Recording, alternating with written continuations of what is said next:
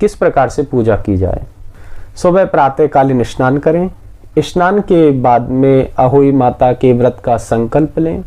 फिर उसके बाद में जब शाम हो, शुभ मुहूर्त आ जाए, उस समय क्या किया जाए कि गेरुआ से दीवार पर अहोई माता का चित्र अंकित करें। और आजकल बाजार में भी अहोई माता के सुंदर सुंदर चित्र आ जाते हैं, उनको ले आए। कैलेंडर कहते हैं कई, उन्हें कई चित्र कहते हैं, तो उनको बाजार से ले आए और बड़ी सुंदर पूजा करें। पूजा में क्या है, पूजा में रोली है, मूली है, दीप है, चावल है, प्रसाद के रूप में मीठे पुआ है, कई जगह हलवा बनता है और भात बनता है कई जगह। और उसके साथ में विशेषकर जो प्रसाद जो अहोई माता का है वह है भात और दूध।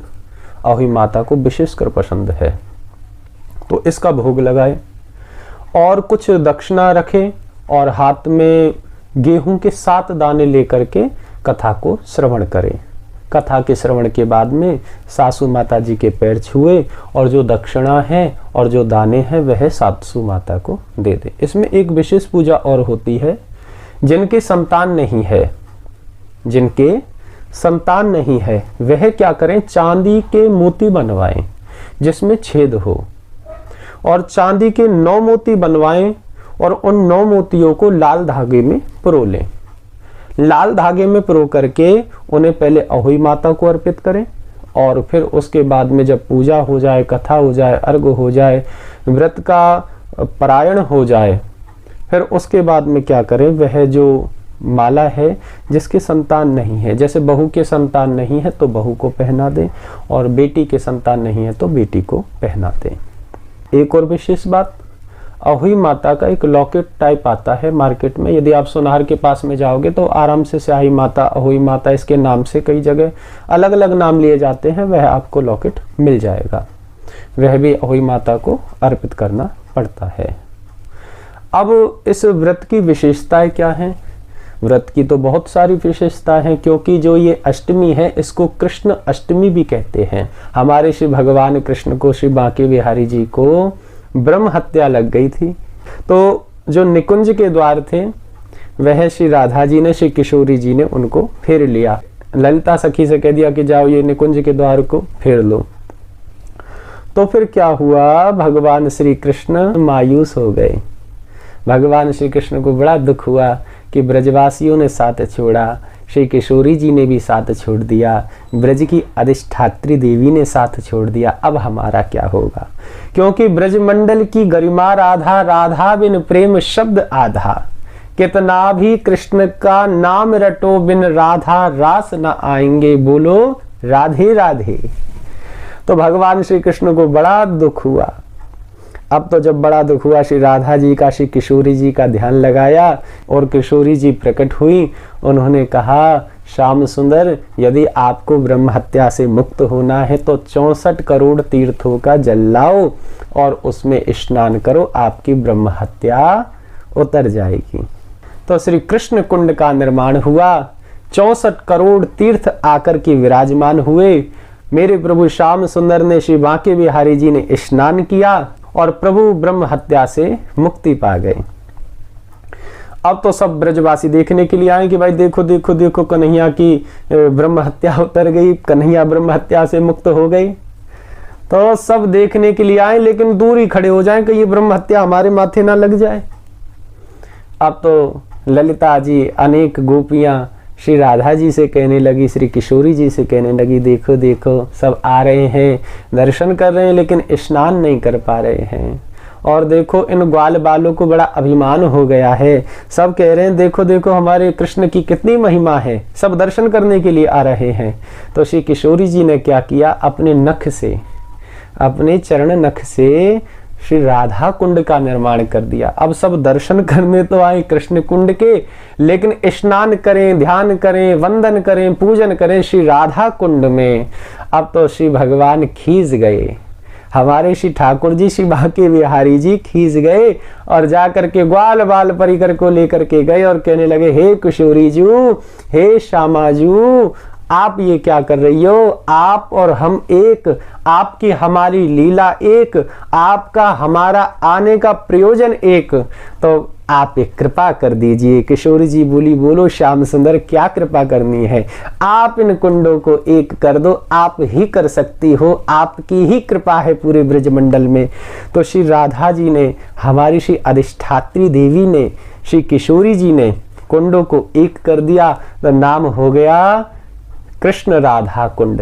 कई जगह राधा कृष्ण कुंड बोलते, कई जगह कृष्ण राधा कुंड बोलते, कई जगह श्याम राधा कुंड और कई जगह राधा श्याम कुंड बोलते हैं। बोलो राधा कृष्ण कुंड की जय। तो आते हैं यहाँ पर विशेष महत्ता अहोई अष्टमी की। श्री राधा जी ने वरदान दिया है कि जिनके भी संतान नहीं है वो अहोई अष्टमी का व्रत करें, निर्जला व्रत करें और आकर के अधोरात्रि में, यानी आधी रात को आकर के अधोरात्रि में यहाँ पर आके स्नान करें और मैं उन पे कृपा करूंगी, उनकी सूनी गोद को, सूनी झोली को मैं भर दूंगी, मैं वचन देती हूँ। तो ऐसी मान्यताएं हमारे ब्रजमंडल में राधा कृष्ण कुंड है, वहाँ पर जाइए। जिन भाई बहनों की संतान नहीं है वे वहाँ पर जाइए और जा कर के स्नान करिए। वहाँ पर एक फल का प्रसाद होता है, वो श्री राधा जी के चरणों में अर्पित कर दीजिए, यानी उस फल को फिर नहीं पाना है। हमारे में पाना कहते हैं, आपके में खाना कहते हैं। तो उस फल को नहीं पाना है और श्री किशोरी जी के चरणों में प्रणाम करें, पूरा विश्वास रखें, क्योंकि विश्वासम फलदायकम, विश्वास रखें श्री किशोरी जी के चरणों में।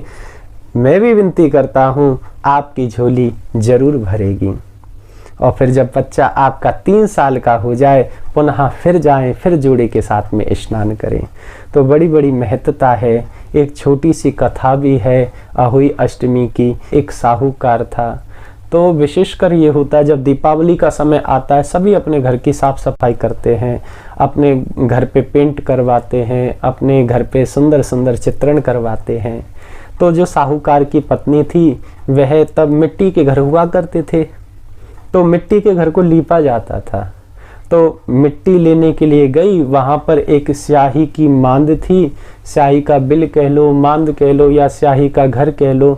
वह फावड़े से, कुल्हाड़ी से, कुछ भी आपकी भाषा में कह सकते, तो उस कुल्हाड़ी से, फावड़े से जैसे उसने चलाया मिट्टी खोदने के लिए, वहाँ स्याही की मांद, वहाँ पर बच्चे थे उसके, वह बच्चे कट करके मर गए।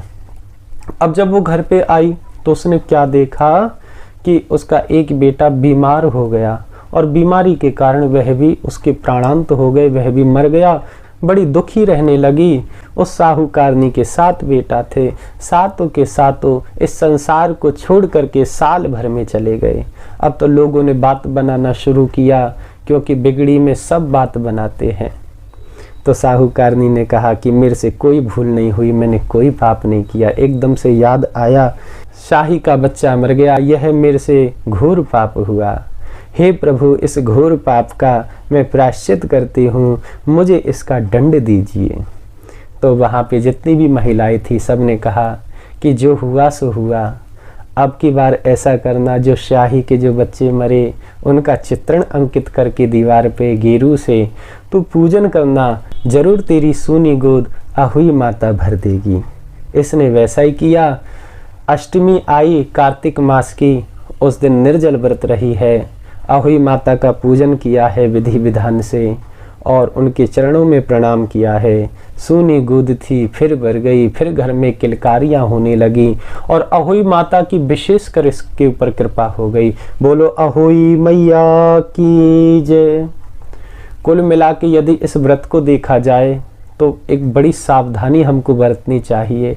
हम अपने घर की साफ सफाई करते दीपावली के समय, पता नहीं क्या क्या करते हो, कितने छोटे छोटे जीवों के घर होते। तो हमारे सनातन धर्म में कहा गया जीव हत्या बिल्कुल भी मत करो। तो इसलिए बड़े ही सुचारू रूप से साफ सफाई को करना चाहिए, बचना चाहिए जीव हत्या से। सनातन धर्म बड़ा ही सर्वोच्च धर्म है, इस धर्म के बारे में तो कहना ही क्या। इसलिए मैं श्री राधा रानी से, श्री किशोरी जी से, श्री बांके बिहारी से, श्री अहोई मैया से प्रार्थना करता हूँ, मेरी जितनी भी माता बहन हैं, किसी के संतान ना हो तो हे मैया उनको संतान देना। बोलो अहोई मैया की जय। बोलो श्री बांके बिहारी लाल की जय।